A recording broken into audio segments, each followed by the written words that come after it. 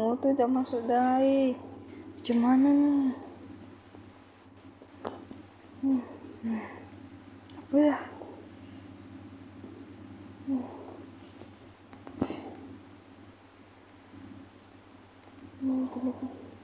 Cepat ni.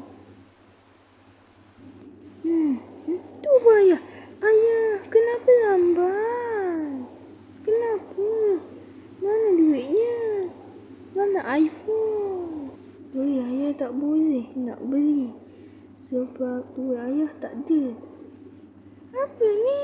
Okey, tak nak dengan ayah. Kedekut je. Sambung kerja.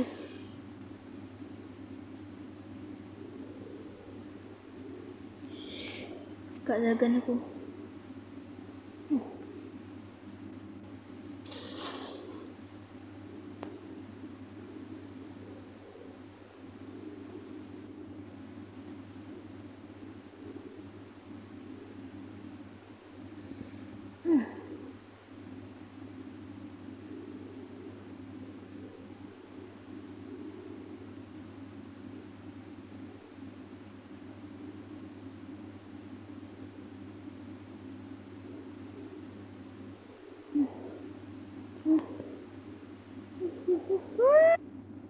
Mana ayah saya ni? Bila nak ambil?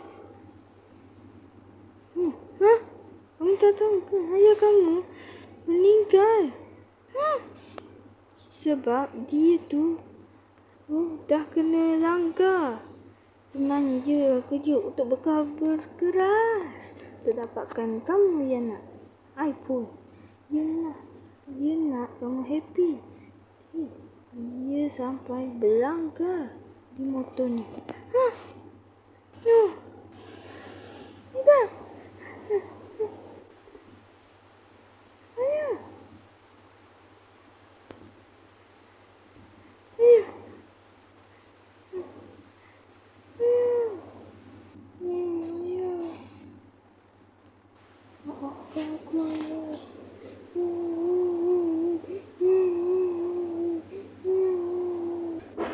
Ya, terima kasih kerana kamu menonton video ni.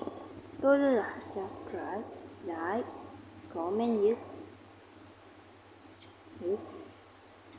Apa macam itulah akibat kerana tak hormati ayah. Pengorbanan ayah paling penting. Ayah lagi jasa ayah paling penting daripada jasa ibu. Assalamualaikum. Bye.